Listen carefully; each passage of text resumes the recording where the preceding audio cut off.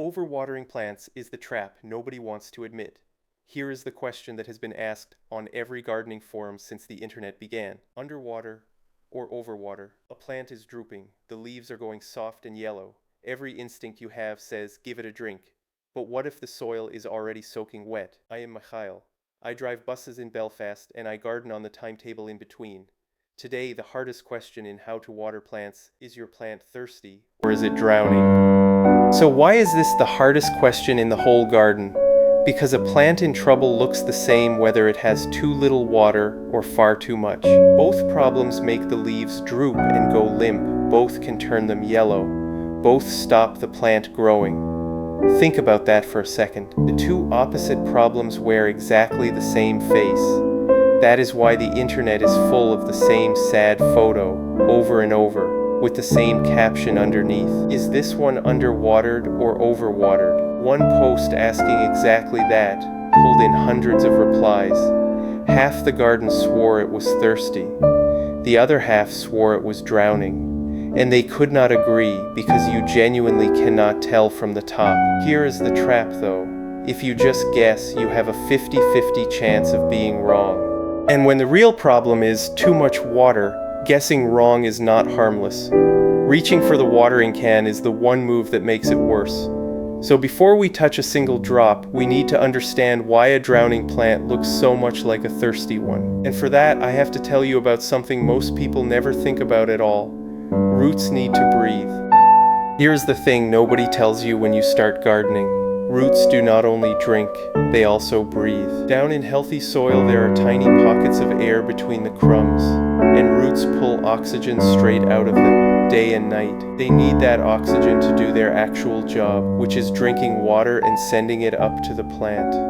Now picture what happens when the soil is waterlogged. Every one of those little air pockets fills up with water.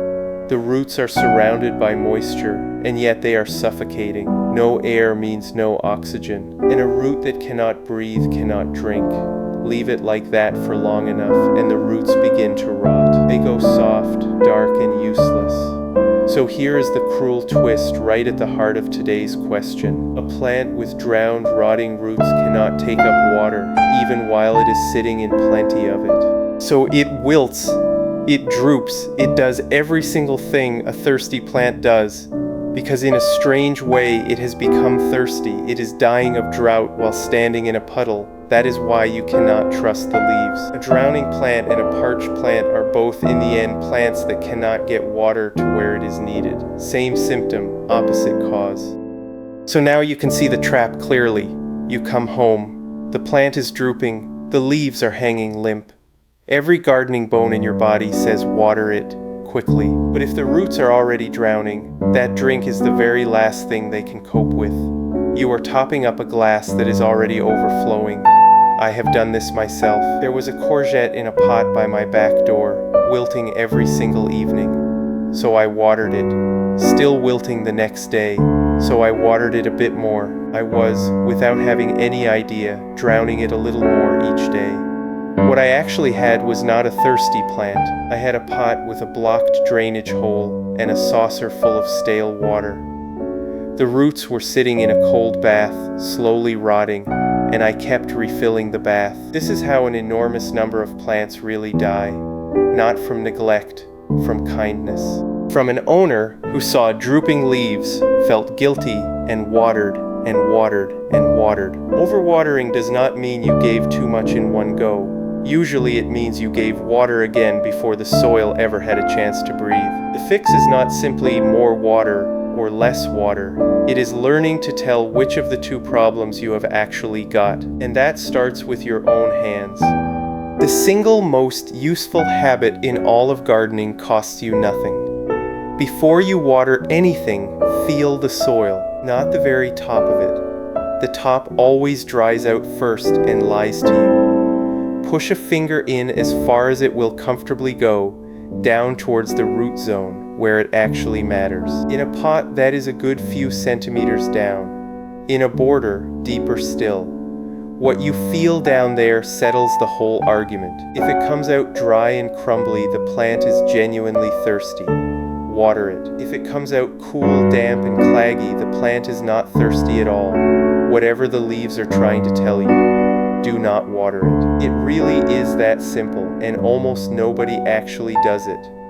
We stare at the leaves because the leaves are up here at eye level, shouting for attention. But the honest answer is always down there at the roots, where it is quiet. So the rule for today is short enough to remember.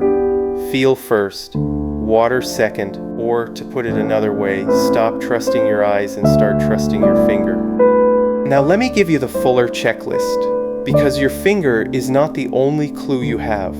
When a plant is genuinely dry, the signs all line up together. The compost has often shrunk back and pulled away from the sides of the pot. Lift the pot and it feels surprisingly light in your hands. Water poured on runs straight through and out of the bottom within seconds, because bone-dry compost can turn water repellent, and the surface looks pale, almost dusty.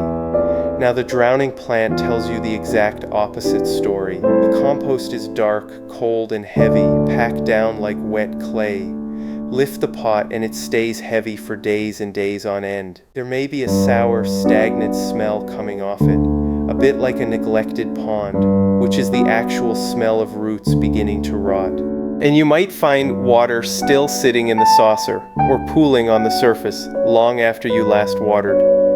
Learn those 2 short lists and you will hardly ever have to guess again. But there is one combination that matters far more than all the rest of them put together. It is the one that catches almost everybody out. Here it is then. Wilting leaves plus wet soil. That particular combination is almost never thirst. It is almost always drowning. A thirsty plant wilts and the soil underneath is dry. A drowning plant wilts and the soil underneath is wet.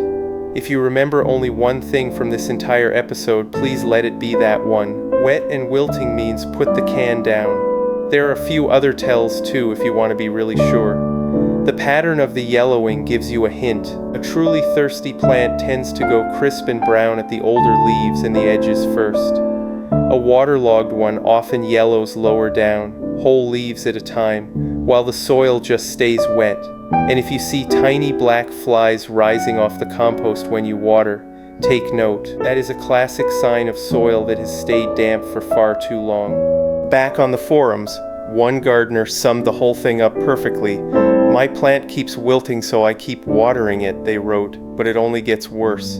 Hundreds of people piled in with opinions, and the honest answer, the one that actually got it right, was simple. Stop watering, go and feel the soil. You are almost certainly drowning it.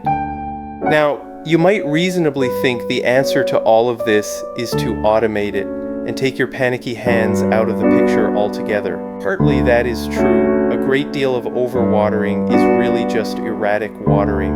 A big drenching, then nothing for ages, then a guilty flood when the leaves finally droop. And that lurching from famine to flood is exactly what rots roots. Steady beats erratic every single time. This is the kit I run on my own outside tap, the Johgee 4-zone timer. It gives each bed the same measured drink on a schedule, so I stop lurching between far too much and far too little. But be honest about its limits. A timer cannot tell you the soil is already wet. Set it wrong and it overwaters for you. So feel the soil first. And if you tend to drown things out of kindness, learn your own finger before you trust any gadget. So let us pull all of this into something you can actually do the next time a plant has you worried at the back door. Call it the 2-minute diagnosis. Step 1. Before anything else at all, feel the root zone, a finger deep, not just the dry surface. Step 2. Lift the pot to judge its weight, or press your hand down firmly on the soil if it is a border. Step 3. Check for the warning signs of too much water, a sour smell, water in the saucer, that heavy cold feel. Step 4. Now, and only now, decide. Wet means stop. Do not water it. Move it somewhere it can drain freely, and let the soil dry out so the roots can breathe again. Dry means water, slowly and deeply, right down to the root zone. And here is the part that feels completely wrong but matters most of all. Sometimes the kindest thing you can possibly do for a drowning plant is nothing whatsoever. No water, just let it dry. Roots recover from a dry spell far more often than they ever recover from rot. In the garden, doing nothing is sometimes the actual rescue.